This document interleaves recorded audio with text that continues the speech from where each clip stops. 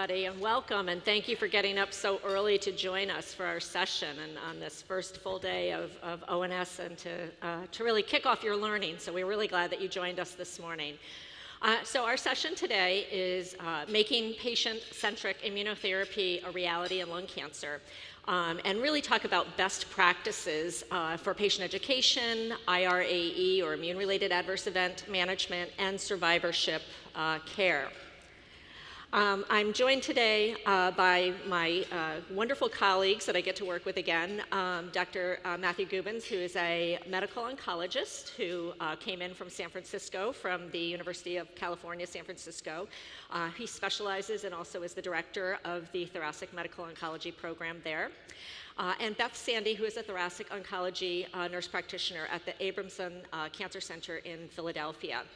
I'm Marianne Davies, and I am also a thoracic medical oncology nurse practitioner at Yale and teach at the Yale School of Nursing. So I'm just going to ask the people that are doing the slides if you can make sure they're showing on both of the screens up here for me. That would be really helpful.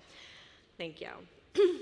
Okay, so first of all, just to thank you not only to the people in the room, but also the people that are joining us virtually for attending today's session. I want to thank PeerView, first of all, for having us and hosting this event, and Longevity Foundation for really providing this educational session for all of us. And thank you to some of our sponsors for grants, educational grants as well. So AstraZeneca, Bristol-Myers Squibb, and Regeneron. If you haven't already done so, and for those coming into the room and those signing in online, can you please complete the pre-event survey? And we do encourage you to take part in the audience polling as we're going throughout the session. And you've been instructed already on how to use your iPads that are in front of you. And then there'll be an opportunity throughout today's session to enter questions as you have them.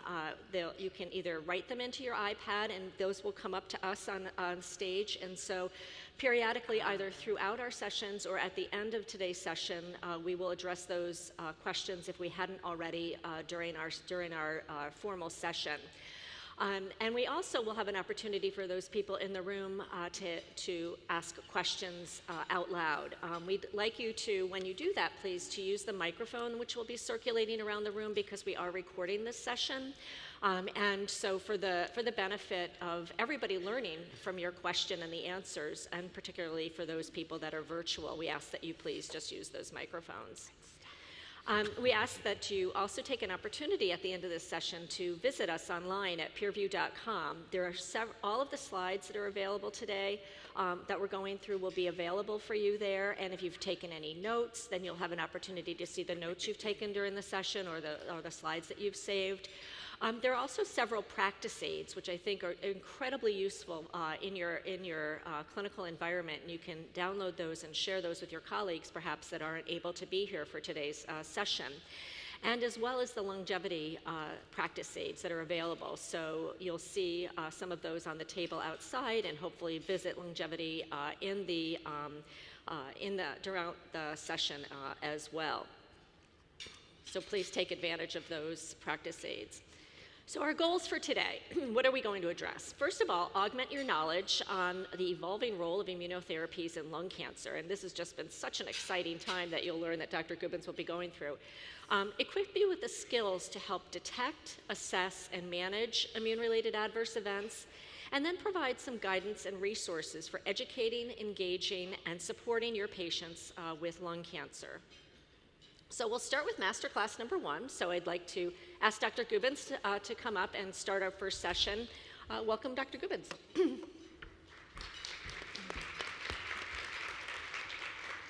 Thanks, Marianne. Always good to see everybody at 6 a.m. I'm from the West Coast, so it's 3 a.m., so I hope you'll forgive my fluency, but I'm that excited about immunotherapy, and also really to be here with you all. You are at the first line. You are seeing our patients and hearing these symptoms sometimes for the first time before we do as oncologists. So it's so important for you to be really well-versed in these and be our partner in terms of really providing the best care for our patients. So my task over the next few minutes is really to just kind of give you a really high-level overview of where we are in terms of using immunotherapies in lung cancer, non-small cell lung cancer specifically. How do we choose from all these many, many options? So let's just start with the case. What I've got here is a 72-year-old man, 30-pack-year history, but quit a long time ago, and he was found on a screening study. So this is a heart study, not a symptom-based study, to have a 3.4 centimeter mass in the right lung. A PET CT confirmed that the right lung was active. He also had lymph nodes involved, and unfortunately, several bone metastases. MRI was thankfully negative.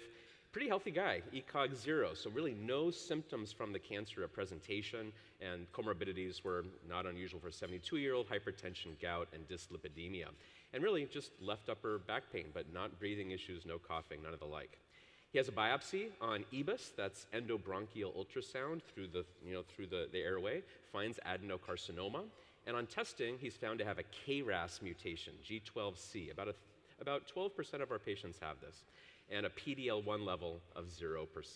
So, stage 4, KRAS G12C, PD-L1 is 0%. What are you going to offer this patient in the first line? What am I going to offer them? KRAS inhibitor, PD-1, PD-L1 inhibitor alone, PD-1 with chemo, PD-1 with CTLA-4, another checkpoint, with or without chemo, option 3 or 4, or not quite sure at 6 in the morning, let's figure it out.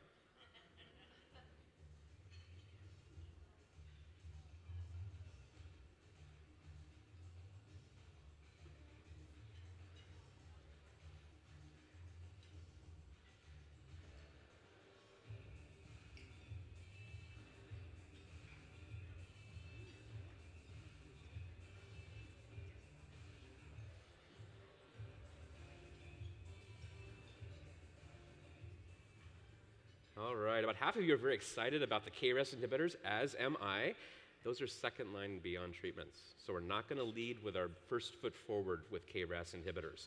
And I see a smattering of other folks looking at different immunocombinations. We'll look at those. I'm going to say the answer is probably 3 or 4, but I'll tell you why. But let's talk through some of this. But again, I love the enthusiasm for KRAS and understanding that in our patients. I've been at this for a decent period of time when I had a lot more hair and a little less gut. All we cared about was non-small cell versus small cell. And we didn't have much to offer. You had first and second line, you had hospice. There was really a dismal time for lung cancer. But over the years, first of all, we realized that adenocarcinoma versus squamous cell had differential options, differential kind of behaviors over time. So it was important to know that difference. Of course, though it's not the focus of today's talk, now we have this big pie on the right that tells us that we can figure out what the genetic drivers are of these tumors. And for about half of that pie, we have often pill-based therapies that either in the first line, second line, third line might be highly effective. So really this landscape has changed in our lifetimes. And it's really been exciting to see, but it makes it more confusing a picture. Immunotherapy, though, really has changed the world in all of cancer, but especially lung cancer leading. And I show this almost a lot of the presentations I give. This was the New York Times article the day the first PD-1 inhibitor, happened to be Pembro, happened to be for melanoma, though lung cancer was shortly thereafter, 10 years ago. That this era started. But I love this article because in the third paragraph they said cancer researchers have been almost giddy. You meet oncologists, we're not usually giddy, but we're giddy about this. It's been exciting, and in these 10 years, we now have stage 4 patients. We used to quote less than 1% 5-year survival. It still ain't high enough, and my longevity colleague will attest to that, but we can see a sizable minority of patients who were alive that day who are alive today. So really key differences. But we're also learning, as we'll talk about today, about some of the side effects that emerge from this very powerful class of medications. So just really high level, how do these drugs work? And I'm going to take you back to school and immunotherapy. How does the immune system work, and how can we leverage the immune system to help against cancer? Well, remember those T cells. T cells are the ones that recognize an intruder, if you will, and then once they've identified them, bring the forces to bear to defeat that invader. A bacterium is very different from a human cell, but a cancer cell is kind of a human cell that's morphed, right? So it's a little harder to recognize. But part of the problem is that the PD-1, PD-L1 pathway, which is very important for turning down an immune reaction. You don't want to be inflamed forever. That's a problem. That's autoimmunity. You want to be able to turn things down. But the problem is when the tumor activates this system, when the tumor is showing a PD-1 to the T cell, and the T cell says, okay, I'll lay off. So the tumor is thwarting an immune system reaction. Well, if you block that checkpoint, then the T cell's back on, then the T cell's activated, then the T cell can activate the tumor. So basically, the first generation of drugs have been anti-PD-1 and anti-PD-L1 on either side of that interaction to block that calm down message. So the T cell's not deactivated, it's activated and can do what it wants to do. So the first set of exciting approvals were to say that in a subset of patients, we can give immunotherapy alone. You compare immunotherapy to chemo, it beats chemo. And what we saw was in those patients where the tumor expressed high levels of this PD-1. And that makes sense. The tumor was using this trick to turn down the immune system. You block that, the trick is thwarted, the immune therapies work. And so what you see, pembrolizumab, atezolizumab, cemiplimab, all these drugs, highly effective in PD-L1 50% or higher without even having to use chemotherapy. We save it for later. Really fantastic news. But what about patients whose PD-L1 in the tumor is lower, less than 50%, or even 0%, about a third of our patients in metastatic disease? Well, one idea was to say, let's leverage another immunotherapy trick, nivolumab and ipilimumab, so PD-1 and CTLA-4, which is another checkpoint that the immune system uses to turn down, but the tumor can use. So if you use both those, use 2 checkpoints, you block 2 checkpoints, activate the T cell, that can work even at levels PD-L1 low, 0 to 50%, though technically only approved for 1% or higher. But do we have other combination options? Well, we do, and that's probably what we'll talk about today. You all, in the nursing situation, often are talking to patients about watching the fact that when they're on chemo, their immune systems are somewhat suppressed, right? All the talk about the diets and trying to avoid sick folks.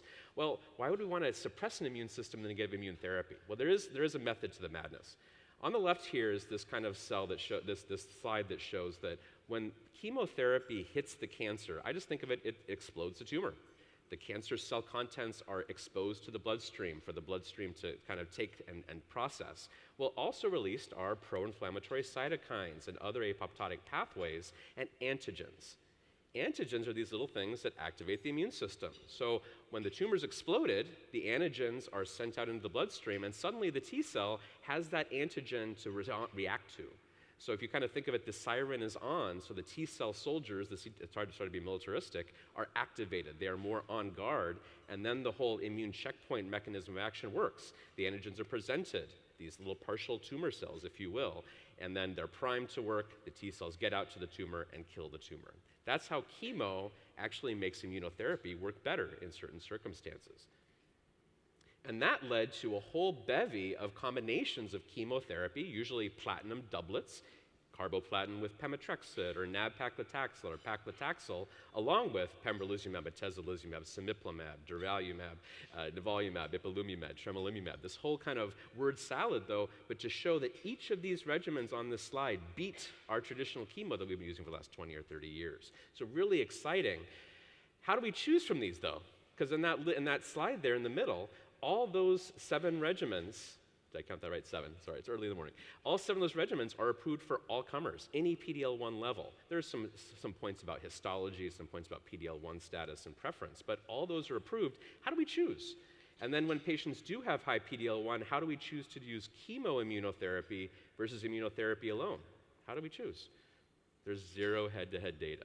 There are a couple of studies that are accruing, but you can imagine there's not that much interest in companies who are making these drugs to test against each other. We don't have head-to-head data. All good data against chemo, just no data against each other. So we're kind of forced to do these kind of side-by-side comparisons of trials and also look at the patient in front of us. How heavy is their disease burden? If I don't get a response with my first cycle, for my first couple cycles, do I have time to go to chemo if I omitted it at the beginning? How severe are the symptoms? Can they take the chemo? Can they take a double immunotherapy versus a single? How's their performance status? What's the histology? Some interesting work at cemiplimab, maybe some differential benefit in squamous. History of autoimmunity. If you come into my clinic with ulcerative colitis, am I very excited about giving you double immunotherapy? I'm not. So all these factors play into, as well as patients' goals and preferences. I work in the Bay Area. We have a lot of patients who really want to avoid chemo like the plague. And if I can offer that in a safe, effective way, I'm happy to. But other patients, I have to say, well, the efficacy isn't there. Let's talk this through and explain why chemo might be a compelling addition. So returning to our case, again, 72-year-old man, stage 4, KRAS G12C mutated. Again, I made that point before. KRAS is an exciting field for another 6 a.m. meeting. There's not a role for KRAS inhibitors in the first line. These are second line and beyond drugs for now. We're working on that. And we don't give a single agent immunotherapy when PD-L1 is 0%. But a lot of the other multiple combinations are reasonable, but you really do want to have some chemo on board and some immunotherapy. So let's go back to that question. How would you answer this having heard my spiel?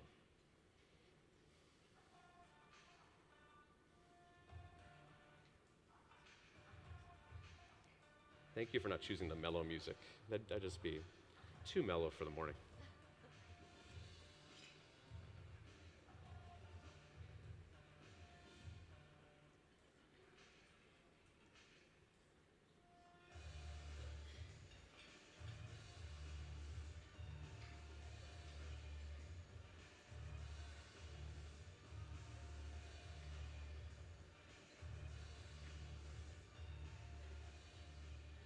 All right, so I convinced a bunch of you not to do KRAS inhibitor quite yet, and really a lot more of you are saying option 3 or 4, which is what I would say. So either doing PD-1 or PD-L1 inhibitor plus chemo, or PD-L1 CTLA-4 plus or minus chemo. So really good, and again, I appreciate that uptake.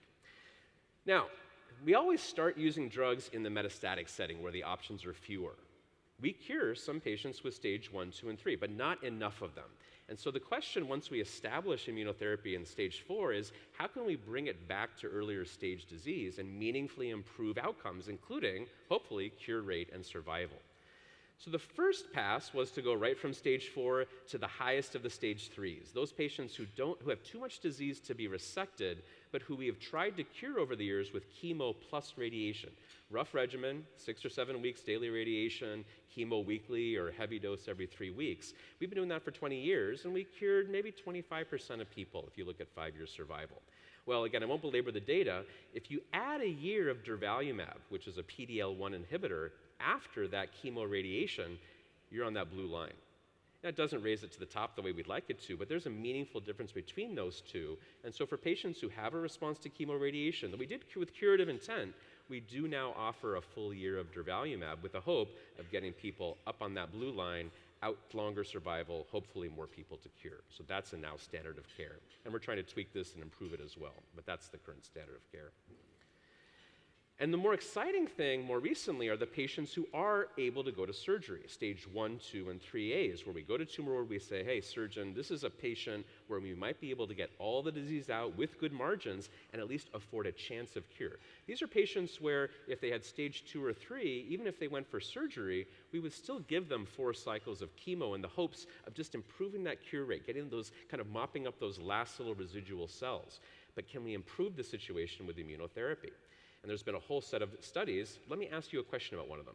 So, in the clinical trial that you know I'm going to talk about, resectable lung cancer, where basically patients got either 3 cycles of chemo and immunotherapy versus just chemo before going to surgery, how many of those patients, when you did the resection and looked at them under the microscope, had 0 tumor cells on their specimen? And you don't expect to know this, but I just want to kind of really frame this for you. 48% in the immunotherapy arm, 24%, 12, 6, and then in the chemo arm, 8, 2, or 1. Or are you allowed to be not sure? That's okay. I just wanted to get you thinking about this.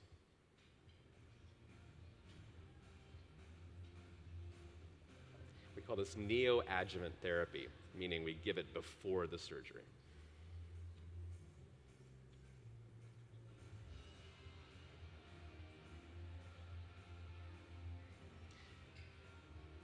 And I might quiz my fellows on this. I don't expect you to know these numbers, but I wanted to give you a sense of the magnitude. Let's see what people said. All right, so 40% of you said 24% in the chemo arm. About a third of you were more excited, maybe 48%. Some of you were a little more dubious, 12% or less. The answer is that 24%. So let me show you what we've got here. So basically, there's been a couple approaches. One is to say the first set of trials that led to approval were actually on the bottom here. So instead of giving just the 4 cycles of chemo after, should we give a year of immunotherapy? And in these randomized controlled trials, what we found was that both atezolizumab and pembrolizumab had benefit for that year of therapy after surgery versus not doing it. It turns out that atezo is approved for PD-L1 1% or higher, and pembro is for all comers. So that was an important, the benefit was real, a little marginal, but real, and so an important addition to our set of options. But again, this idea of saying, let's do this neoadjuvant therapy. The patient hasn't gone to surgery yet, the tumor is in situ. Maybe that's a better time to use immunotherapy when the immune system has a bulk of tumor to respond to. Again, method to the madness. And that was the study that I questioned you about, nivolumab plus chemo for 3 cycles before surgery. And what did we find? 24% of patients, after 3 cycles of therapy, 9 weeks of therapy, you couldn't see a cancer cell in their specimen. Now, it's not 50, it's not 100%, but 24% compared to 2%, I know which bar I'd rather be on if it's safe, effective treatment, right? Because we have shown that having a pathologic complete response at surgery really improves your outcomes post-surgery. And this is now, that's a quick readout. We know that as soon as surgery happens. This is the data that's maturing over time. Is there eventually going to be an event-free survival and ultimately an overall survival and cure benefit? We don't quite know yet for this trial, but those lines do keep separated. And at 3 years, again, we're seeing that overall survival immature, but very compelling. So I think, just very quickly, if you could just, what do you think now? You just saw the data, but we have a post just to show you we're listening at 6 in the morning.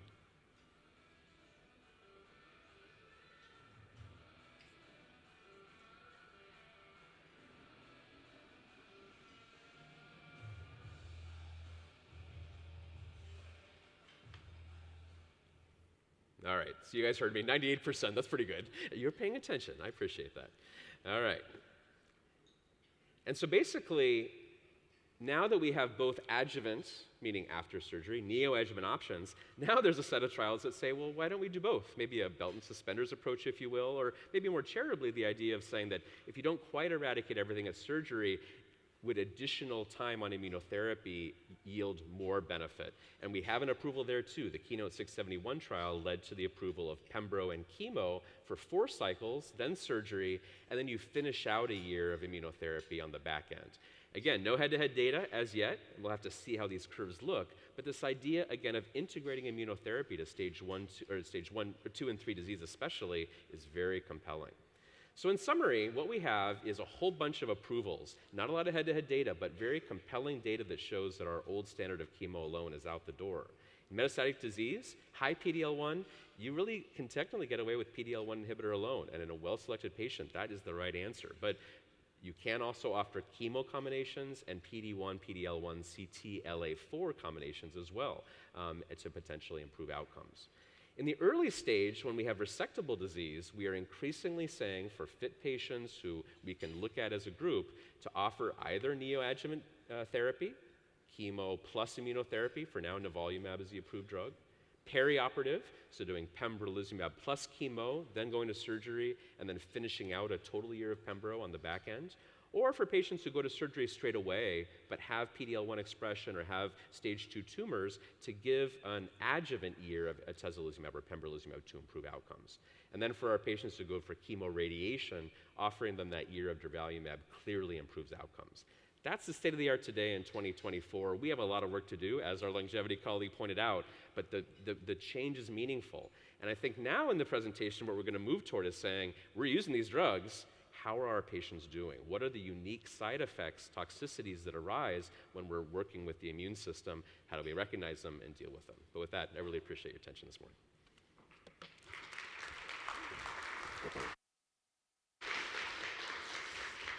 Well, thank you, Matt. Very exciting times to be in lung cancer. I know I've been in lung cancer now for 20 years, and to see the evolution and all of the options now that we can discuss with our patients is really exciting, and to have the opportunity to say we can talk about survivorship issues, right? That's really just amazing.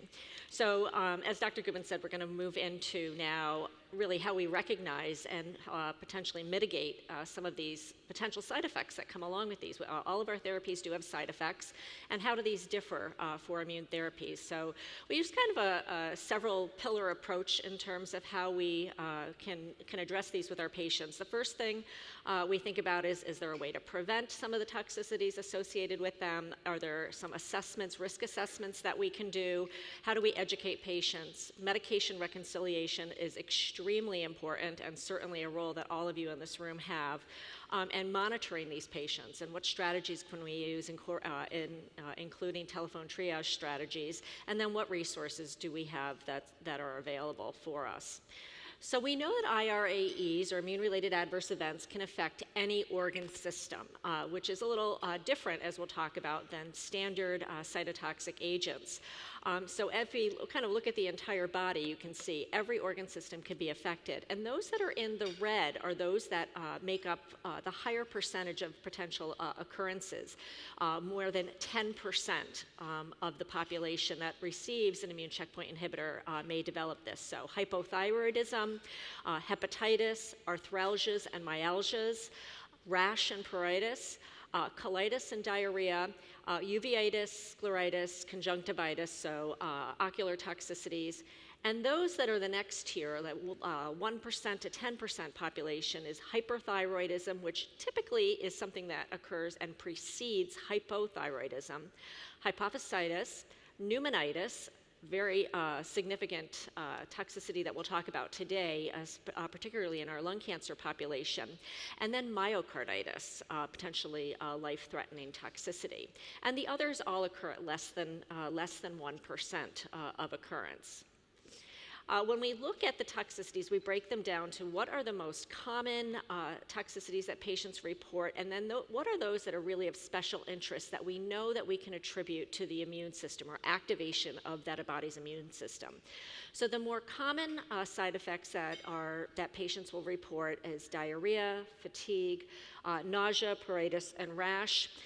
And then the ones that are of specific interest to us that are immune-related are increased ALT, or transaminitis, or hepatitis, so that all falls into that same category, colitis or diarrhea, hyperthyroidism, hypophysitis, hypothyroidism, and pneumonitis. And you can see, based on the bar graph, if you kind of use your little kind of tool up here to see the various rates at which these occur based on the specific checkpoint inhibitor that's used and whether or not it's given as a single agent or a combination agent. So let's just take our eyes over to the right-hand side. If we take a look at colitis, we can see that, and the kind of the peach color bars here are those regimens that include a dual checkpoint inhibition. So that includes the ipilimumab and nivolumab. And so you can see that the experience of the toxicity is increased in those patients that receive combination checkpoint inhibition, compared to those that receive just a single agent. And there's also a difference in the severity. With most often, these side effects are going to be of low grade, so grades 1 to 2 versus 3 to 5, which are the more severe. And we'll kind of break that down by each of these sites as we go through the morning. So while they're mostly well tolerated in general, usually low grade, we do really have to be attuned to the fact that they can cause life-threatening complications and even deaths in some cases. So it's really important for all of us to be monitoring for those potential risks of those fatal toxicities. If we take a look at, first of all, to the left-hand side, the graph, when we look at the fatalities that can occur due to chemotherapy, they've been attributed to about 1.4% of patients receiving just straight cytotoxic agents. And that's much less for patients that are receiving a checkpoint inhibitor. Less than 1% if it's just a straight PD-1, PD-L1 inhibitor, and upwards of 1.2% if it's a combination agent. So at least overall less than the cytotoxic agents. If patients are going to be experiencing a fatal toxicity, the median duration on this scale on the side is about 40 days if they're receiving a single checkpoint inhibitor. However, the risk significantly increases and that time shortens if a patient is receiving combinations. So if they're receiving both the ipilimumab and the nivolumab, that shortens to 14 days. So keep that in the back of your mind, because we're so used to saying that toxicities from immune checkpoint inhibitors usually occur much later in the trajectory of therapy. But if they do have an acute reaction and if it's going to be kind of a fatal outcome, then that is a much shorter window that we have to be in tune to. So what are those things that cause fatalities? Well, colitis, pneumonitis are the key, but particularly if we look at the lower right-hand graph here, you'll see that these are the number of cases reported of each of the incident, and then these are the fatalities. So even though colitis is reported much more frequently, and pneumonitis and even hepatitis in our population, the ones that actually are much higher risk on a percentage rate are actually myocarditis and myositis, and also hematologic toxicities. So those particular toxicities are of very special interest to us when we're monitoring our patients. So keep that in mind, particularly when we go to our cases later in our presentation. So timing, in general, I just talked about the timing for the potential fatal outcomes, but timing of toxicities is usually within within weeks to months after the initiation of the therapy. This is a little bit busy graph on the right-hand side, but this is really the trajectory is over 24 months. So while some IRAEs may occur shortly after the initiation, some can occur after several months of a patient being on therapy, and some even after several months of discontinuation. So our monitoring of patients does not stop just because we might put them on hold for their immune checkpoint inhibitor. So the timing is very variable. Usually within the first couple of months, this is where we'll see rash and diarrhea, and a little bit later on is typically with the onset of endocrine dysfunctions, liver dysfunctions, and pneumonitis. So just to kind of recap in terms of the differences, we're really very well educated in the cytotoxic toxicities. Almost all patients are going to experience at least some type of moderate to severe toxicity. It's usually very well described. Usually only a few organ systems are involved, mostly the bone marrow, and the time course is well established. It's typically right shortly after the initiation of that therapy. Immunotherapy is much more variable, however. The majority of patients are not going to experience a toxicity from the therapy. The profile is very variable. As I said, any organ system can be involved, and the time course is variable, as we just pointed out on the slide before. And it is unpredictable. I know there was a question earlier, is there a way that we can predict if a patient is going to have a toxicity? And there's a lot of work being done on this now, because right now we do not have significant predictive biomarkers to say, oh, this patient is definitely somebody we know is going to develop colitis, so we can monitor this over time. Or this is somebody we definitely know is going to develop nephritis. We don't have those markers right now, but again, a lot of work is in the field right now looking at that. So I hope I answered that question for you. So what are some things we have to think about when we're looking at the toxicities? So we have our acute toxicities that occur shortly after the start and within the first couple of months. We have some chronic toxicities that may start out a little bit more low grade and then just kind of hover even into survivorship for patients. And then during that time, what are some of the things we need to think about? Do we have to hold the therapy? Can we continue the therapy? At what time do we have to think about, do we have to restart some therapy? Should it be an immune checkpoint inhibitor, or maybe do we have to switch therapy? So there's a lot that goes into really managing that toxicity and how we move forward. So there are some risk factors that are associated with IRAEs, and we're learning a lot more about this as well. So I'll just point out a few on the side. One is age. Patients that are over the age of 60, those that have a worse performance status, so ECOG of greater than 2, those with a stronger smoking history, so greater than a 5-year pack-year history, those with either a large BMI, so greater than 23, or those that have significant sarcopenia and loss of muscle mass. So the two ends of the extreme are at higher risk. Those with very high disease burden, those that have a high tumor mutation burden, and that's something that we see on the pathology report. It's not reported out on every single pathology report, but you may see that in some of the notes. Those that have received combination chemotherapy, so if you're having those regimens that Dr. Gubin talked about with chemotherapy and an immune checkpoint inhibitor, you're going to be at higher risk for developing a toxicity. Antibiotic use. So there's a lot of work that has gone into the use of antibiotics, particularly in the weeks leading up to just pre-immune checkpoint inhibitor. And this, I'm just going to put a plug in here for antibiotic stewardship. It's one of the big reasons that we really try to say we want to keep people off of antibiotics if they don't need to be on it, particularly for some random colds, et cetera, because the thought is if you're taking those antibiotics and it sterilizes the microbiome or the gut, that may actually have a role in effectiveness of the immune checkpoint inhibitor, actually lack thereof, decrease effectiveness if you're a heavy antibiotic user, and also may play a role in toxicity.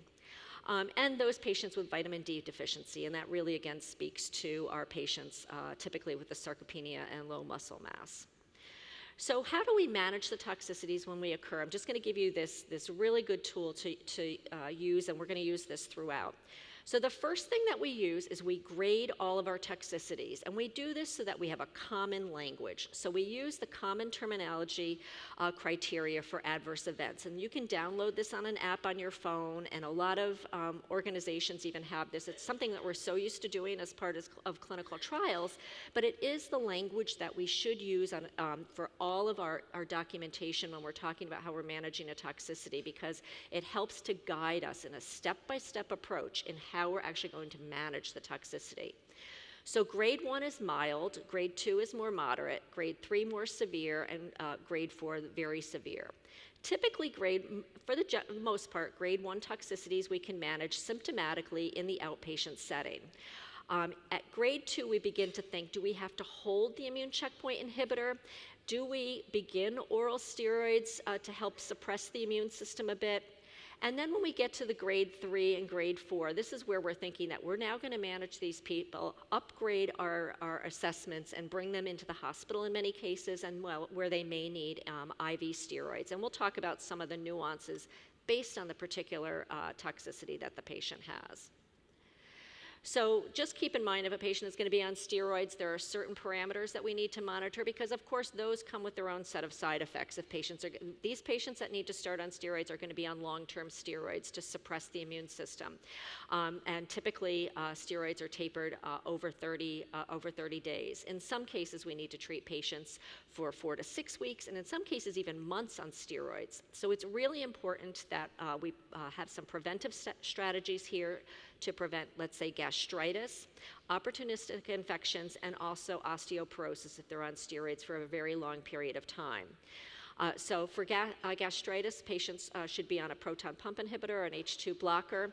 Patients at higher risk for gastritis are going to be those that are on NSAIDs or receiving anticoagulation. If you're on prednisone for a long period of time, you need to be on PJP prophylaxis. And if you're going to be on even more extended period of time, you need calcium and vitamin D supplements. And patients should have their blood glucose monitored throughout. So there are some definite, I'm not going to go through these. Please take a look at these. SITC, the Society for Immunotherapy and Cancer, is really, because we're studying these IRAEs for so long, one IRAE is not the same as another. Is this a recurrent IRAE? Is it a delayed onset? Is it a chronic IRAE? Is it a multi-system IRAE? Is it steroid unresponsive, meaning steroids didn't help it? Is it steroid resistant or even steroid dependent for the patient's life? And again, please use that as a reference tool, because you'll begin to see when we look at how we manage these toxicities, these particular definitions will come into more play. This is where there's a lot of research going on right now. So now I'm going to go through a few of the different toxicities in terms of how we manage our approach, and then we'll get into even more depth as we go through our case studies, in which we'll delve even deeper into some of the management strategies. The key for all of our strategies, as I said, is going to be monitoring the level or the grade of the toxicity. In dermatologic arena, we look at the body surface area that is involved, so whether it's less than 10%, which would be mild, more than 30% is going to be grade 3 or more severe. So you look at the body surface area, but you not only look at the body surface area, you look at the impact on the activities of daily living. Is this patient still able to carry out their activities, or is it impacting their daily activities? The first thing we do in our assessment, and this is where all of our assessments is really critical, is we have to rule out other causes. And that's really key point on every single toxicity, because in most cases it's a diagnosis of exclusion is what we say. So rule out other causes. Does the patient have an ongoing infection? Is this another drug reaction? Do they have a cellulitis? So you want the patient, these are some parameters to report. Have the patient report the rash, report any pruritus that they have, any oral lesions. Keep in mind that any part of the mucous membranes can be involved as well. You want to assess their total body skin, the distribution of the rash, and then what we're going to be doing is providing a lot of the supportive interventions. So typically topical emollients for patients, oral antihistamines for pruritus. Gabapentin can be very helpful in some cases for pruritus. We always, in all of these toxicities, will engage our subspecialists. So they're really important to help us manage some of the subtleties. So dermatology is very helpful. Some of the newer agents that are on the market right now, and I'm just gonna, things like Dupixent and other things can be very, very helpful in managing some of the rashes. So there's a lot of research being done in how you manage some of these immune-related toxicities. And then the other thing is that we may have to consider topical steroids for the rash, and if not, parenteral or even enteral steroids. If a patient is refractory, we have secondary or immunosuppressant agents that can be used. For gastrointestinal, the most common is going to be colitis, and we grade that, and that is going to be based on the number of stools, but also associated symptoms, because you want to keep in mind that patients may have opioid-induced constipation. So the idea is to look at the number of stools above their baseline. We first will rule out other causes such as dietary intake, infection, other medications patients are on. From our perspective, you want to encourage patients for diet modifications, hydration, antispasmodics if they're having any abdominal cramping, the standard antidiarrheal medications, so really maximizing those initially. And if patients are refractory, if they're not responding to steroids, then we will move on to infliximab or vedolizumab, which are secondary immunosuppressant agents that can be used. Endocrine dysfunctions, very unique. We don't see these with cytotoxic agents, and they can come in the form of hypothyroidism, so affecting the thyroid gland, the pituitary gland, or the adrenal gland.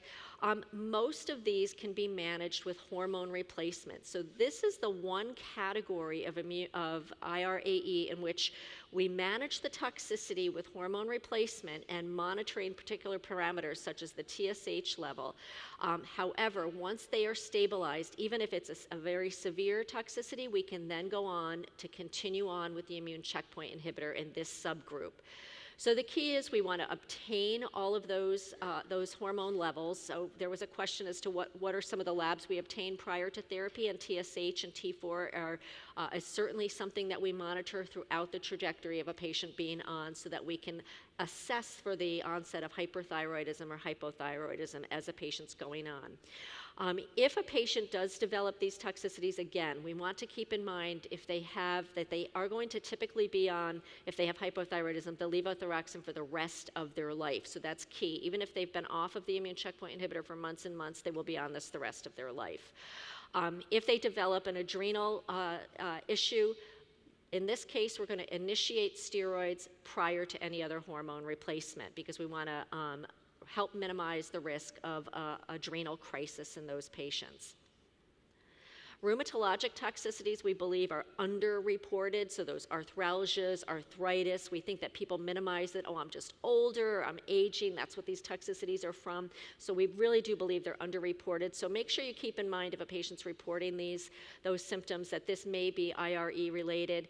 And the key for the arthralgias is that in most cases they're mild and we can continue on with treatment, but some patients do get real significant swelling and it impacts their ADLs. And so in those cases, sometimes we can actually treat these patients with low doses of steroids to keep them under control. So if it's usually prednisone, 10 milligrams a day or less, if it keeps their arthritis under control, those are the cases where we can continue on with the immune checkpoint inhibitor and we don't have to interrupt therapy.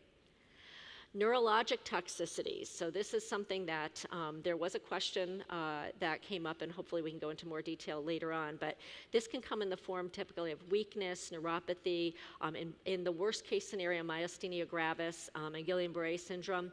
These are exceedingly rare for those more severe, but we want to monitor our patients when they're reporting those levels of weakness, et cetera. And we'll get into that assessment of that level of weakness in one of our cases later on, where this may occur in a cluster of other symptoms. So in most cases, rule out other causes. Are there other metabolic causes? Are there other disease-related causes? Progression? Is it due to chemotherapy that's causing that peripheral neuropathy? So providing physical and occupational therapy can be very helpful, and gabapentin for pain, and then steroids, back to our chart from the beginning, is really going to be the management of choice.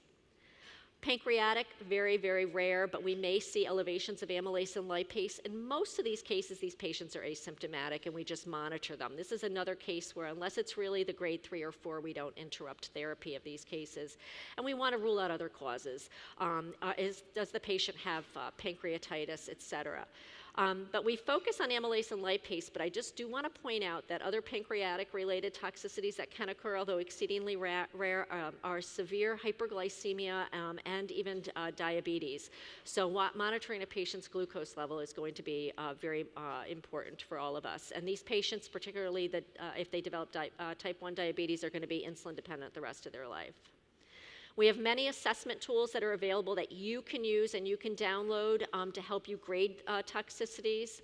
We have a lot of patient education and resource materials, particularly longevity, and those are available in the back, and then in the booth as well, that you can use to help with educating your patients.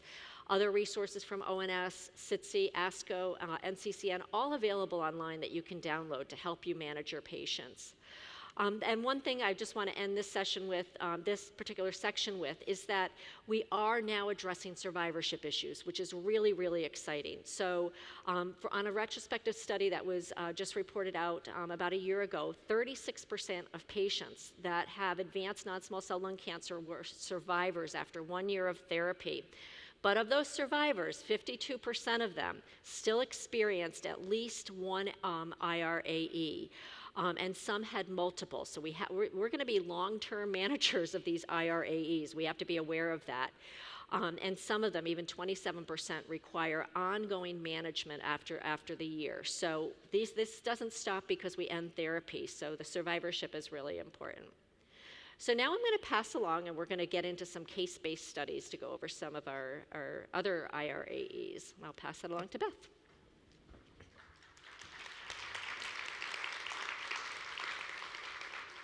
All right, thank you, Marianne, for that thorough introduction. And so we're going to move on and talk about our patients that we see in clinic, and that you are going to see in your clinics and your infusion suites, and how we're going to identify these patients having these toxicities and how to manage them. So I'm going to start off with one of my cases. This is a 71-year-old female with locally advanced non-small cell lung cancer who has a history of radiation to the chest. And for our patients that have had radiation to the chest, which a lot of them may have, we're going to see an increased rate of pneumonitis in these patients. So she's now recurrent and metastatic, and she's on pembrolizumab as a single agent because she had a high PD-L1 expression. So she was getting 200 milligrams every 3 weeks. She was not having symptoms in July of 2018, but scans indicated some ground glass opacities, or GGOs. You might hear that or see that on a radiology report. And this is what it looks like. So this was her CT of the chest in May 2018. We're not seeing a whole lot, but if you see then the scan that's on your right-hand side, the CT of the chest in July now shows that area in her right upper lobe of these sort of ground glass opacities and changes that were not there before. So what would you recommend for this patient with immune checkpoint-induced pneumonitis? It's a grade 1 because she's not having symptoms, but you see it on the scan, so it's a radiographic finding only without symptoms. Would you, 1, continue the immune checkpoint inhibitor and start low-dose prednisone? 2, continuing the immune checkpoint inhibitor and start high-dose prednisone? 3, consider holding the immune checkpoint inhibitor and do not start prednisone? Or 4, hold the immune checkpoint inhibitor and start high-dose prednisone, followed by a taper over 1 month? Or 5, I'm not sure.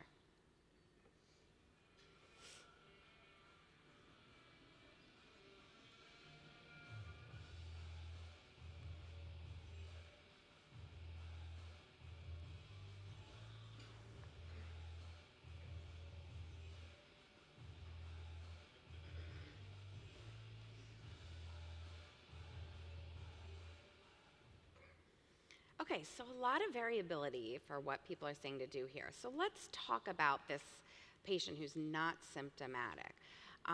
So again, when we grade pneumonitis, we say, okay, grade 1 is asymptomatic, so we only see it on that radiographic imaging, which is actually not that typical. I don't know, Marianne and Dr. Gubens, do you see that often?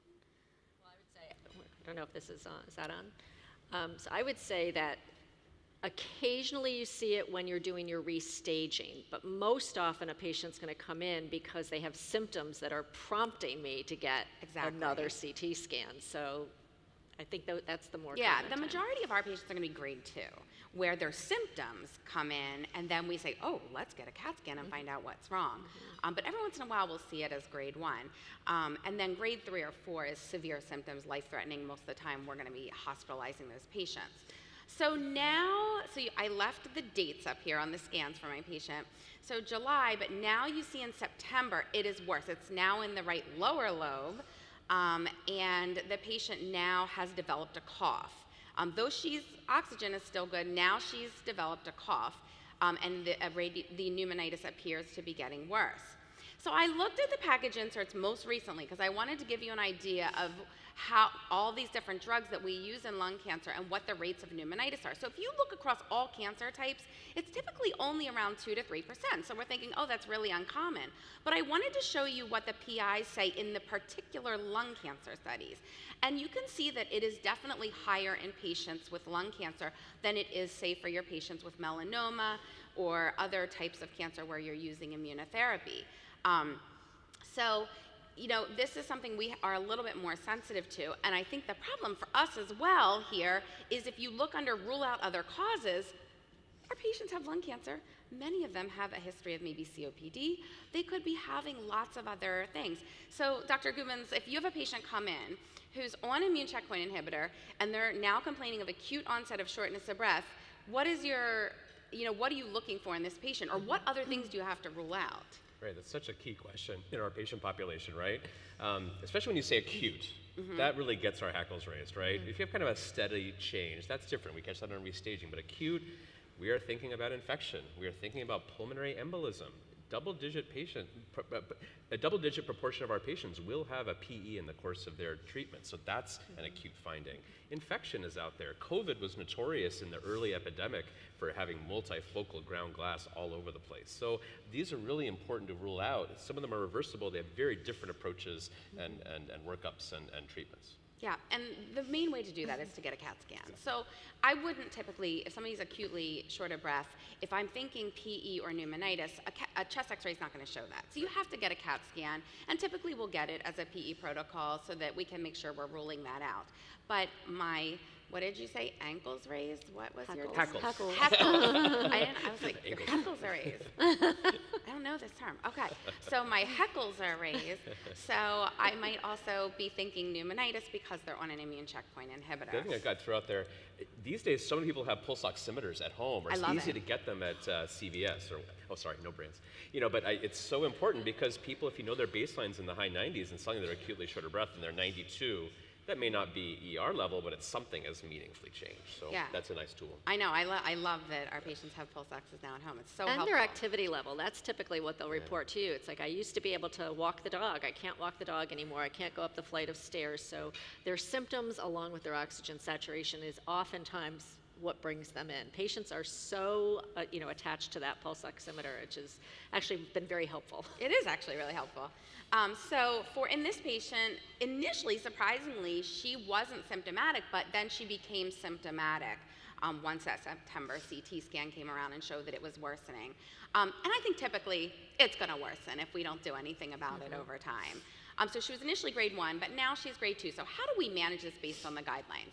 So here's the answer to your question. So grade 1, which is what she originally was, you can consider holding immunotherapy and then reassess in a couple weeks and see if the patient has become symptomatic.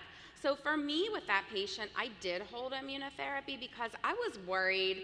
I'm like, Great that you're not symptomatic. I'm not going to start steroids because you're not having any symptoms, but I'm going to check that again next month, that CAT scan, and see if this is worsening. And sure enough, as you saw, when we did recheck that scan, the patient was having symptoms at that point, and we saw it radiographically worsening. Once it got to grade 2 where she had symptoms, then you're definitely going to hold immunotherapy and start your steroids. Now you can see at the bottom if it's severe grade 3-4, this is where you're not only going to hold, you're going to discontinue immunotherapy. And a lot of these patients, you need really high dose steroids, often in IV formulation, and many of these patients need hospitalized as well. And again, there's your grade 3-4, discontinue, and heavy dose treatments of either steroids or even immunosuppressives at that point. So again, initially it was grade 1. I guess we can continue treatment, though I would be hesitant. You have to think about that. Pneumonitis is one of those ones that you kind of need your lungs to live.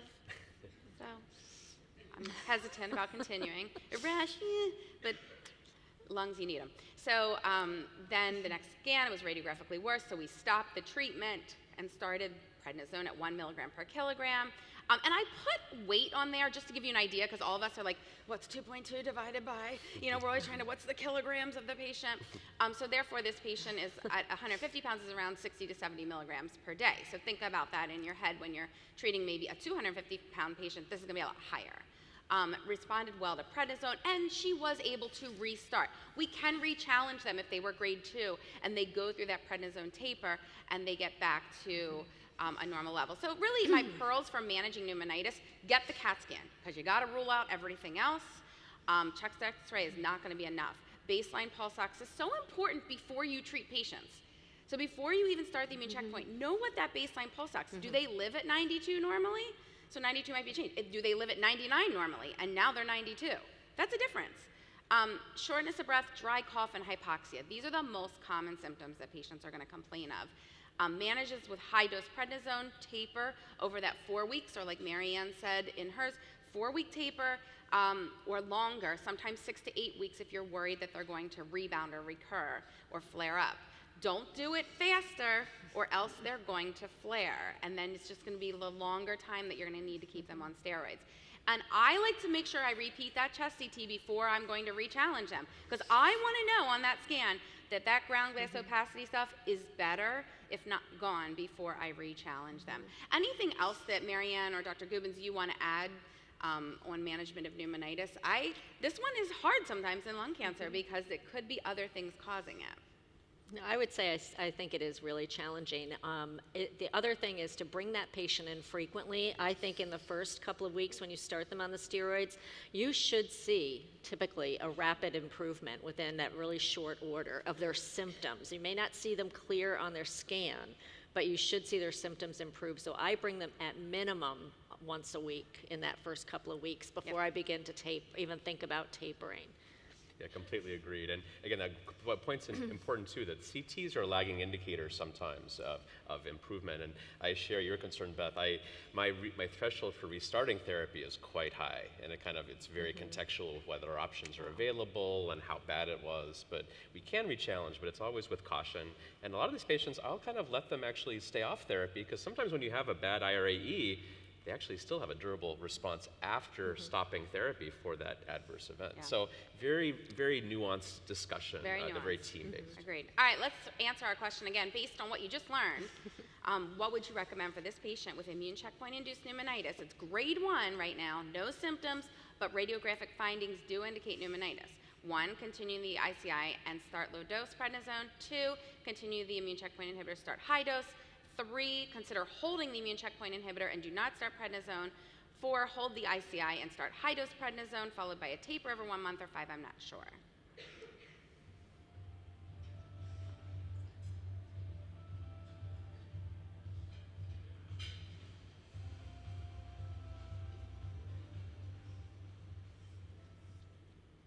Good. So the answer is 3. You would want to hold or consider holding.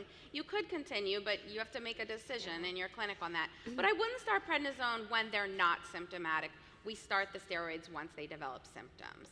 All right, I'm going to turn it over to Marianne for our next case study. Great, thank you, Beth. That is probably the most challenging. That is probably, I think, we would all agree, one of the most challenging in lung cancer in terms of managing toxicities. So now we're going to switch organs. We're going to go to the liver and talk about hepatitis.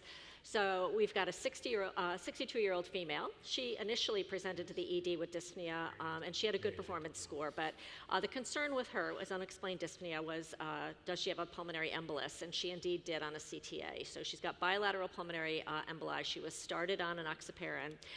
But incidentally with that was found to have a right middle lobe mass with hilar and mediastinal adenopathy and liver metastases. So a biopsy was done. She had PD-L1 expression of 10%, adenocarcinoma, no other actionable mutations. So she was started on treatment with, because of the PD-L1 expression of the 10%, good performance status, was started on carboplatin, paclitaxel, atezolizumab, and bevacizumab. This is based on the Empower 150 study. People will often say, oh, they're going to get Empower 150, and that's what this is. So your patient, you educate them about the different side effects. We've got cytotoxic side effects, we've got bevacizumab, the monoclonal antibody side effects, and the atezolizumab. So she's got really stable baseline labs when she first comes in. This is on day 1. Normal liver function test, normal ANC, and serum creatinine. So she comes in, I'm just going to point to day 14. So think about timing when you look at the onset of a toxicity. At day 14, 2 weeks after the start, you can see where her transaminases bumped up considerably. So, and you can also see that she's now neutropenic. So what are we thinking that this might be from? I'm going to ask my panelists that when we look at that timing, why is the timing important? Well, what's hard here is that some chemos can also cause liver dysfunction too. And so, again, we have to have a high threshold of suspicion thinking about all of the drugs that are on board, but that's where the time course. ANC, I think we all know, that's nadir. We expect that to be low. That's not unusual. That's not even necessarily actionable at day 14. But the AST, ALT, those are relatively high, especially that ALT. So. Exactly. I think so, it's the magnitude of how it increased Yeah. too. Right. Yeah. I mean, with, I don't know what they're getting, a taxane could cause Yeah, this, but it's taxane. usually a slow increase. When somebody went from a ALT of 24 to 175 in a matter of a week, that gets my heckles up. Hackles. Hackles? Hackles. It gets my Hackles. Hackles? It gets my hackles up. Sorry, well, I'm old. I don't know. I think it's an East Coast term too. It's not just San Francisco. I don't know. I gotta Google a hackle. Okay. All right, so let's ask a question about this. So the patient has a grade 3 elevation of ALT and a grade 2 of AST, because you always have to grade this. It's cycle 1, day 14. She is asymptomatic, hemodynamically stable. What is the appropriate action to take? Do we permanently discontinue chemotherapy and the checkpoint inhibitor, admit to the hospital for high-dose methylprednisolone? Number 2, discontinue chemotherapy, continue the immune checkpoint inhibitor, and initiate low-dose prednisone. 3, hold chemotherapy and ICI, monitor for other causes, and consider prednisone. 4, continue chemotherapy, discontinue ICI, and initiate prednisone, or I'm not sure.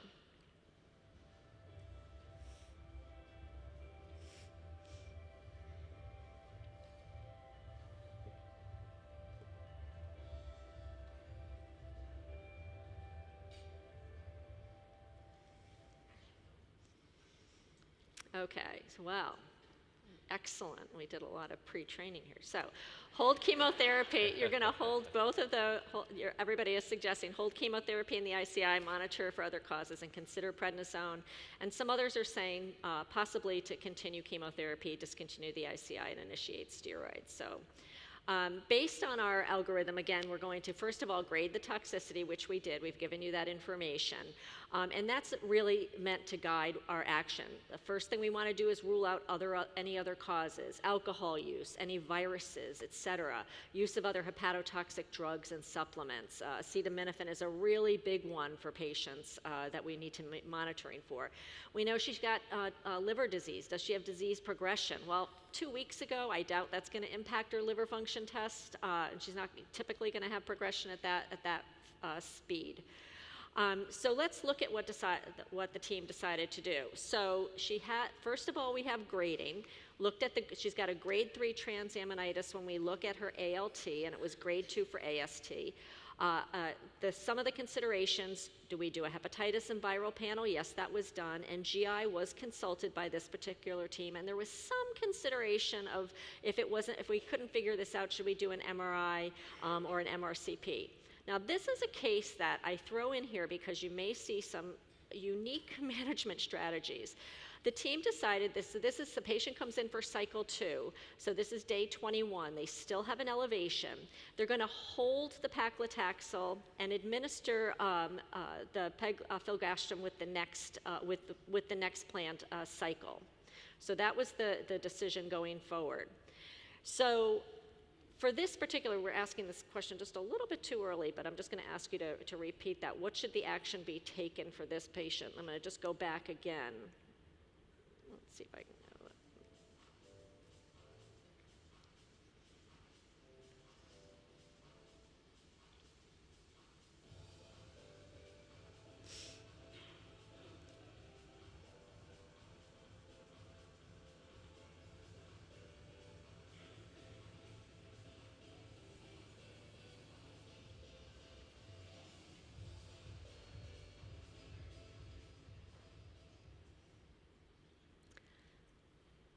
About the same. So we really should be holding both of those initially, and then evaluating other cause, particularly because of the timing of that occurrence of that IRAE.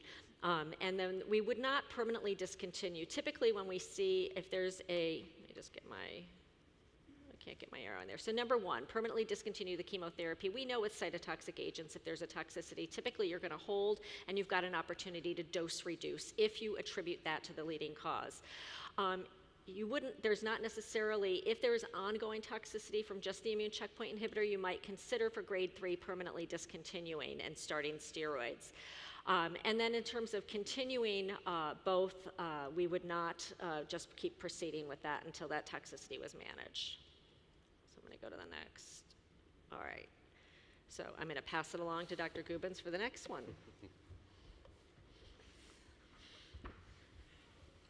The last two are really common. This one is not common, but it's important. And it just kind of reminds us we always have to have a high index of suspicion for any kind of odd symptom that a patient has.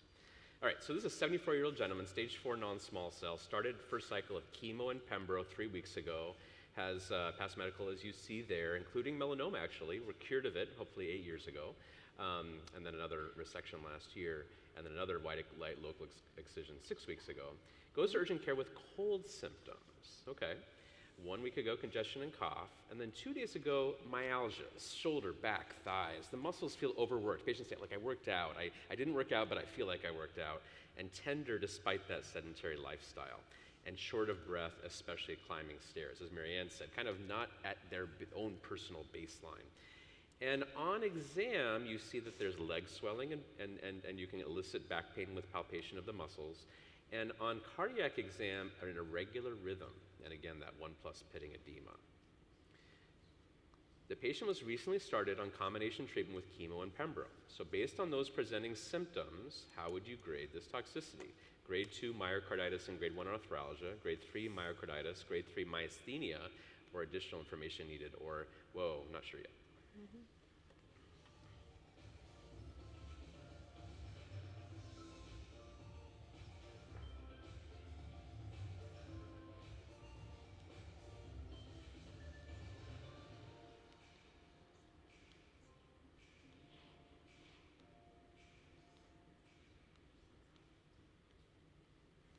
All right, so the majority of you thought grade 2 myocarditis and grade 1 arthralgia. A lot of you said additional information needed, and that's the right answer. As I'll show you, the staging requires some contemplation about markers. If we're trying to invoke myocarditis, you actually have to have some numbers associated. So let's look here. Here's the kind of the flow for cardiac immune-related AEs, which can include not myocarditis, not only myocarditis, which we're talking about, but pericarditis and even heart failure. There's no such thing as grade 1 and grade 2, so a little trick there. Grade 3 is where you start seeing arrhythmia, significant echo findings. We don't have an echo yet on this patient, and we don't have cardiac markers yet, so things like troponins. And then grade 4 is where we got more serious arrhythmias, hemodynamic instability, and very high cardiac markers. As always, what are we looking for reporting-wise? Myalgia, shortness of breath, palpitations, chest pain, ankle edema. Assessment, blood pressure and heart rate are obvious, but EKG and echo are very important to evaluate. And here's where when people are invoking muscle pain, I'm quick to order these lab values. CK, creatine kinase, or CPK, depending on your lab. Troponins, we think of as a heart attack marker. It's a marker of cardiac muscle damage. So that's a really important one here. And then inflammatory biomarkers as listed. There are other causes here. Again, this patient came with cold symptoms. I have a myalgia if I have the flu or COVID, right? So it's not totally unheard of, but again, your hackles need to be raised, right? And then obviously you want to support them depending on their presentation. But the key thing I wanted to say there was that because this arthralgia was invoked, first you might say upper respiratory infection, but then you hear arrhythmia, there's something off on the rhythm, they've got ankle edema they didn't have before, your wheels have to be churning a little bit to think about, am I missing something? And this is where the cardiovascular system cluster comes in. So myositis on the right, myositis is, again, it is a myalgia, it is the muscle of the heart that's involved, and absence of muscle fatigability in other muscles outside the heart. Myasthenia is different. I'm a thymoma nerd because I'm a thoracic oncologist, but myasthenia is a rare condition, but we do see it also in immune therapy where people have fatigable muscle weakness. So they get more tired very clearly over the course of the day. They come with ptosis, they have bulbar involvement, and in its later stages, respiratory failure. And so the thing is that we're drawing to attention here is there's this rare but real overlap syndrome where you have myocarditis and myositis and myasthenia. It often happens very acutely after the first dose, not one of these kind of year out kind of things. It's very rare, but when it happens, the mortality rate is over 50%. So going back to this case, again, hearing that arrhythmia, seeing that edema, labs are drawn, AST and ALT very high, troponin very, very high, 8.12 where normal is 0.03. BNP, a marker of heart failure, is high. CK, which is a more general muscle breakdown product, very high. Aldolase, same, high.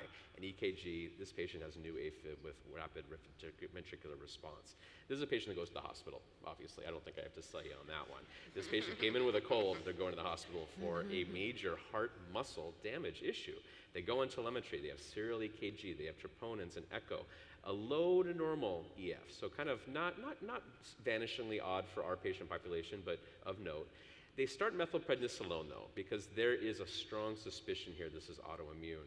And this patient happened to be in an academic medical center where there was discussion of use of a clinical trial of a kind of a beyond steroid kind of immune modulator called abatacept for specifically immune-related myocarditis. And unfortunately, as they're kind of being worked up and in the hospital under very careful supervision, troponin actually climbs despite this high-dose corticosteroids. This is looking bad. So cardiology is involved. These are cardiologists not just talking to the patient, they're calling their colleagues at other institutions. So what's here is important is the chest CT, as we talked about before, it's important to look at pneumonitis, but it's important here too because pulmonary dysfunction can also cause some of these. Baseline pulse ox is important. All these things are really involved that are important for other autoimmune related issues are also important for myocarditis. So again, myocarditis rare, less than 1%, but high mortality, usually quick. And again, weakness, muscle pain, dyspnea, palpitations, and really can progress pretty rapidly to life-threatening arrhythmia and shock. Cardiology has to be involved. Troponin is a hallmark here. You can have elevated CPK from diffuse myalgias and have a negative troponin. That's a different condition. That's more of a myositis, more pure presentation. And again, we're looking at heart things like EKG and echo and cardiac MRI in some cases. As we started in our case, steroids ASAP, strong IV dosing of methylprednisolone. This is not an outpatient prednisone course. And if you're not seeing improvement literally in 24 to 48 hours, that's where we're kind of flailing. That's where we're going to abatacept, mycophenolate, IVIG. Whenever we're getting to those agents, the patient's in trouble. There is no randomized controlled data for any of those things on the bottom 3 bullets, but that's what we use in the hospital to try to get control of these. As a class, these are probably underappreciated, and Marion made the point that in general, probably arthralgias and myalgias are underdiagnosed. I think we chalked them up to other things, but myocarditis is probably more common than we give it credit for, and so this is a kind of a big database of an NCI, CTEP patient population collected from a lot of places. We're seeing that, it looks like about 0.6% have this range of cardiac issues that include myocarditis, and about half of those are myocarditis. Many of them had other IREs involved. We talked about kind of overlap syndromes, and all patients who had concurrent myositis died. So really, really a key thing to try to find early if it's happening. Now, this myasthenia is interesting because of this involvement.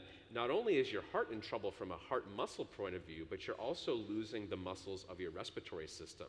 So you actually can go into respiratory paralysis. You need that ventilatory support. You intubate, you go to intubation and often death. So here are kind of some of the symptoms we've already alluded to. I already mentioned high-dose steroids. We often have to go to secondary agents. But just, again, not so much that this is a common thing you're going to run into in your nursing kind of situation with the patient, but that idea that we have a high threshold of suspicion, and even if you send that patient home with their myalgias from their cold or flu, make sure someone's calling them in a couple days. Make sure they have some anticipatory guidance to call back if it's getting worse. So how did this patient do? They were worked up for myasthenia, again, given that kind of progressive respiratory finding, and the antibodies were negative, but that respiratory status just declined. High-dose steroids, went to mycophenolate, went to IVIG, abatacept, to ATG. This is throwing the book at the patient, and unfortunately, despite all that, patient needed pressor support, had to be transcutaneously paced, went to tocilizumab even, and unfortunately, never came off pressors and died on day 15. Started in a cold, and died. So just, again, this is not something you'll see, but just we always have to have this high threshold of suspicion. We just want to be aware of things like edema, arrhythmia on your exam, myalgias that aren't the classic kind of thing you would expect with just a simple cold. And we just really have to be following these patients very closely, either outpatient or as they develop worsening symptoms inpatient. It just goes to show these immunotherapies are wonderful, they're changing outcomes. They can have lethal outcomes. And we do mention the word death when we consent our patients for these. And this is one of those situations, very sad, where we see very rapid decline. So to follow up, the patient presented at the time with some kind of arthralgias and a little bit of edema, but you didn't have lab values, you didn't have an EKG yet, you didn't have an echo yet. How did you stage them?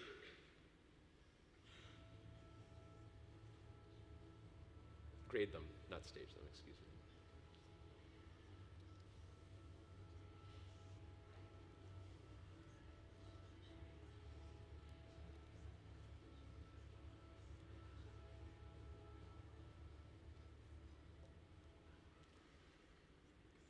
And the key thing, I think, is we just didn't have the information at the time. We needed to get more data and get that data quickly to really guide how we were going to treat that patient. Great, thanks so much. Dr. Goodmans, there was a question related to myocarditis. Yeah. You discussed the monitoring treatment, but they say, do you utilize oncostrain echoes? I don't know what that is. I don't know if... I've never heard of it, to be honest. I don't know what that is. Okay. Yeah. We use echocardiogram, but I've never heard of that particular one, so I apologize. If anybody in the audience, please let us know during the questions at the end, or you can even type it in, because... It does beg the question. I mentioned a low threshold to get CK or CPK, and even troponins with patients who have arthralgias, myalgias, or any kind of heart thing.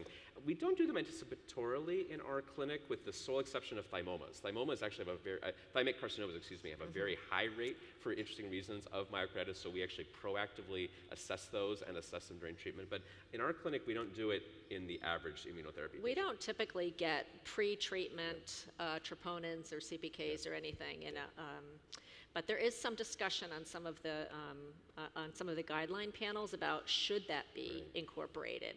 But there's always, again, another added cost for another lab value. So what is your best kind of bang for your buck in terms of your healthcare dollars? So I think that's where the discussion is, because it's such a very low yield of patients that actually are going to develop it. So it's usually at the start of the symptoms. It should be one of those things that you immediately obtain. For what it's worth, even if we don't know what oncostrain is, I'm happy to talk to someone after the fact.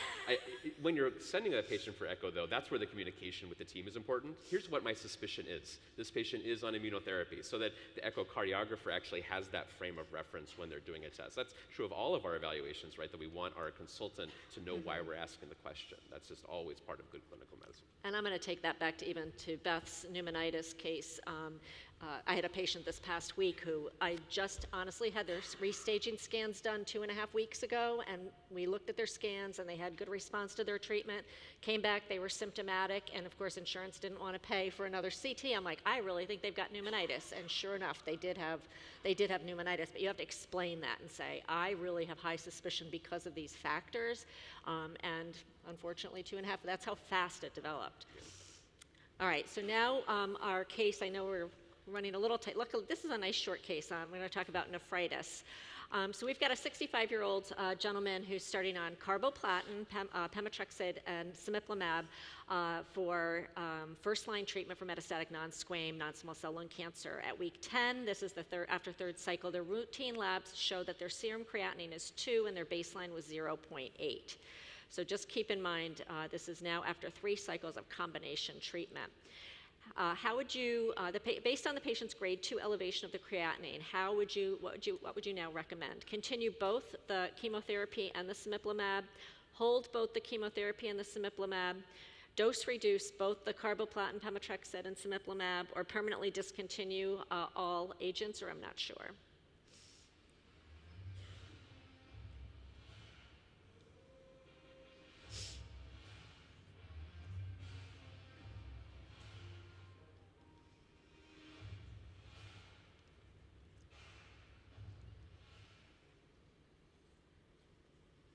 Okay, hold both. So about half of you are saying hold both. Some are saying, about 33% saying to reduce both the carboplatin, pemetrexed, and the cemiplimab. That may be true for the cytotoxic agents, but we do not do dose reductions for any of our immune checkpoint inhibitors, okay? That's not, they're a standing dose. There are dosing variabilities based on what regimen you select, whether you're dosing somebody, let's say, at every 2 weeks versus every 3 weeks versus every 4 weeks. Some of the different checkpoint inhibitors have the opportunity for that variability of dosing, but that has to do with the timing or the frequency of the administration, but we don't dose reduce on a kilogram per kilogram basis. So the answer for this, again, the patient got a cytotoxic agent. We know carboplatin and PEM also can all cause nephritis or an elevation in your serum creatinine. They're all metabolized by the kidney. And cemiplimab certainly can cause an IRAE. So the answer is to really hold both of those and to allow some other opportunity to assess either the improvement in that toxicity. So all of the guidelines are going to recommend holding both of those to determine the cause. And really it becomes kind of almost self-evident. If the serum creatinine elevation clears before the next cycle, then likely the causative agent is that chemotherapy, the carboplatin, the pemetrexed. And you manage it either with holding the cytotoxic agent and dose reducing. But if the serum creatinine persists or even worsens, then that raises your hackles to think this possibly could be due to the immune checkpoint inhibitor. Now again, sometimes can get a little complicated because it may be due to both. You may be having a component of both, so that becomes a little bit of a challenge. So again, you want to rule out any other causes. Is the patient on any other nephrotoxic agents? Are they on NSAIDs? Did they just have a CAT scan? So is their CAT scan dye on board, which can elevate your serum creatinine as well? And so monitoring the patient. Are they dehydrated? Are there pre-renal causes, such as the dehydration that could have been causing that? Did they have a lot of nausea and vomiting, let's say, with their chemotherapy agent? And so if you're dehydrated, that's going to, again, bump that up. So you need to collect more information on this. But the tincture of time usually is going to help guide your management for these patients. Okay, so we're going to go back to our question. Based on the patient's grade 2 elevation, what would you now recommend? Continue both cytotoxic and agent, or hold, or dose reduce, or permanently discontinue? I'm going to take this up with me on the last case study and ask you guys the questions. But she just loaded all that for.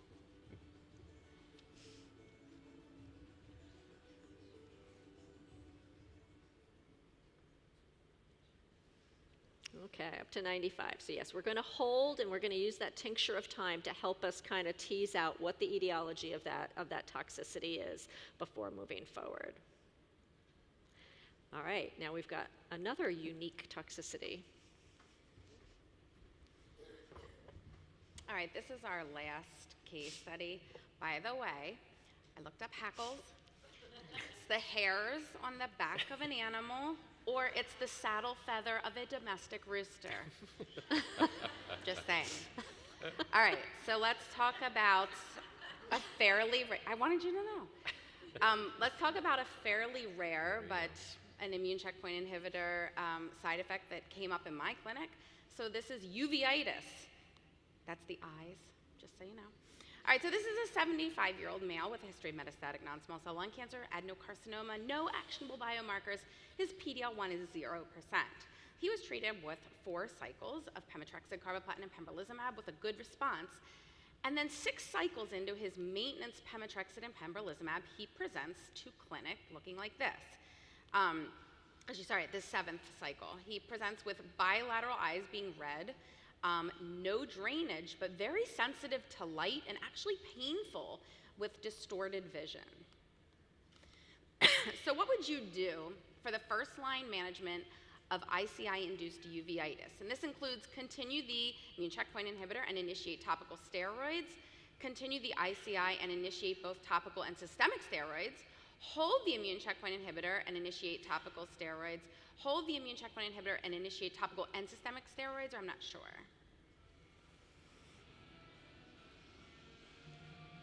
I'm gonna fire these questions away at you guys. You're going to do it? Yeah. Okay.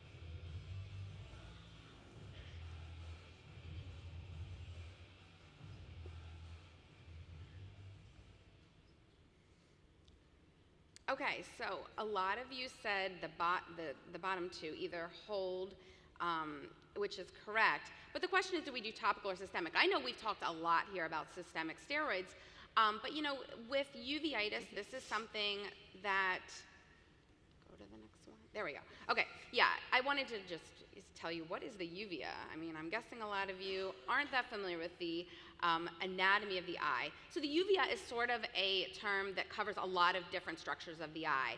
So it's the choroid, it's the ciliary body that contains, you know, the cornea and the iris. The iris, of course, is the colored part of the eye. So the uvea kind of is that entire middle layer of the eye. So when we talk about uveitis, this sort of encompasses also iritis and conjunctivitis as well. So what other causes are you going to rule out in these patients? Of course, infection or some other eye irritant, glaucoma, macular degeneration. Spoiler alert, I can't rule those things out. So what are we going to do first? I'm going to send them to ophthalmology. Yes. And luckily at my institution, we do have a walk-in clinic for urgent eye issues. And this is generally urgent.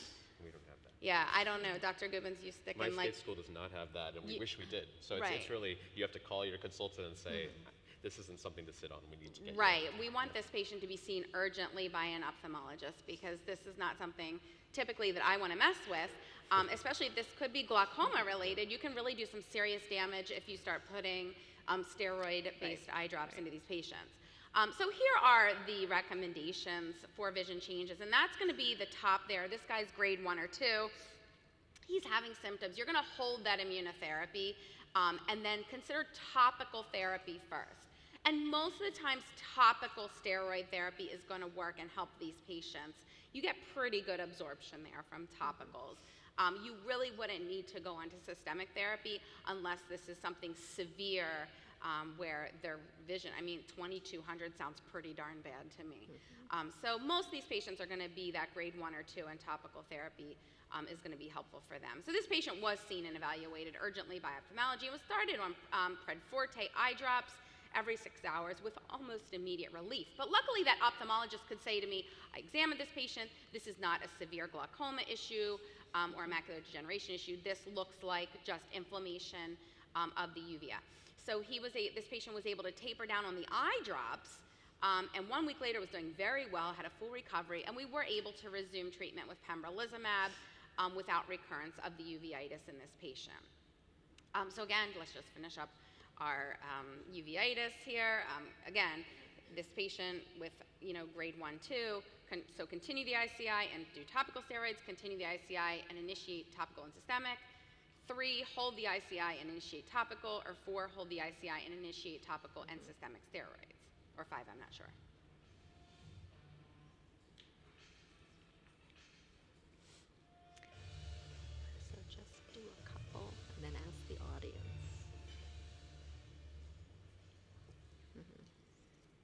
Yeah, so that's correct. The correct answer is hold the immune checkpoint inhibitor and do the topical steroids. The majority of the time, that's going to work for patients.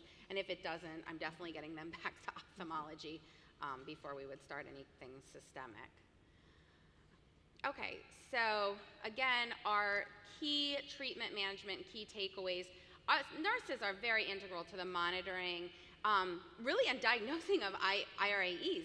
I mean, you guys are the front lines. Us nurses, Marianne and I as well, are in the front lines of seeing these patients and reporting that toxicity to the clinicians to make sure this is getting managed appropriately. So don't blow them off. Even minor toxicities, a lot of times, we should be thinking, could this be one of those toxicities? Because if we continue that immunotherapy in those patients, that could even end up being fatal at times. So we have to be really on top of that. We are going to treat with steroids for those grade 2 and certainly grade 3 and 4 toxicities. Most of these toxicities are going to be grade 2. Most patients are going to be symptomatic of them. And a lot of the times this is going to be systemic, except for some of those dermatologic and the uveitis like you saw, we can manage some of those with topical steroids. And the endocrine. And the endocrine, with the hormone replacement with the endocrine for the most part.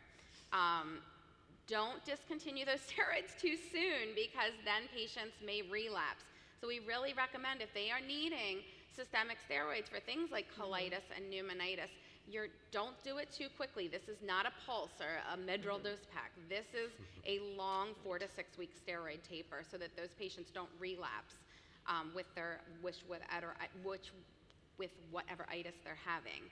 And then certainly tapering the steroids needs to be supervised. Just like Marianne was saying, I'm going to bring those patients back frequently. This is not like send them home and I'll see you in 4 weeks. Once they're down to 40, 30, 20 milligrams of prednisone, bring them back in so that you can tell if their symptoms are worsening again. And reinitiation of the immune checkpoint inhibitor can be possible. So we can re-challenge these patients if they are either off their steroids or at less than 10 milligrams of prednisone and really have made a full recovery from whichever toxicities they have. The decision to restart is not always clear. I don't know, Marianne or Dr. Gubbins, do you want to comment on any cases where you've been hesitant to restart, you weren't sure? Well, I think that Dr. Gubbins brought it up earlier too. It's not always really an easy choice, but if a patient, let's say, has been on an immune checkpoint inhibitor for several months and they've had an excellent response, I might say, no, we're not going to re-challenge you. That might be maybe they've had enough. Maybe their body's immune system has actually been activated enough and it might be fine just to take them off of therapy and not risk having either a worsening of that itis or developing another itis that potentially could be lifelong. It just goes to show that we're 10 years into this, we still don't really know how some of these work as well as we wish we did. One of my favorite examples is a patient who had a CNS side effect after 1 dose, landed in the ICU, cerebellar involvement. Got over it, never got another dose of that immunotherapy, had controlled disease for years. Other patients get 2 years of disease, go off on schedule, and the disease recurs on the very next scan. So again, there's so much heterogeneity in how our immune systems interact with our tumors, interact with our immunotherapy drugs, that it's hard to answer the question. But I think more and more, we also have to grapple with a change in our patients. They're not all going to be metastatic patients with other prospects. These are some early stage patients. And those patients, if they have a bad autoimmune related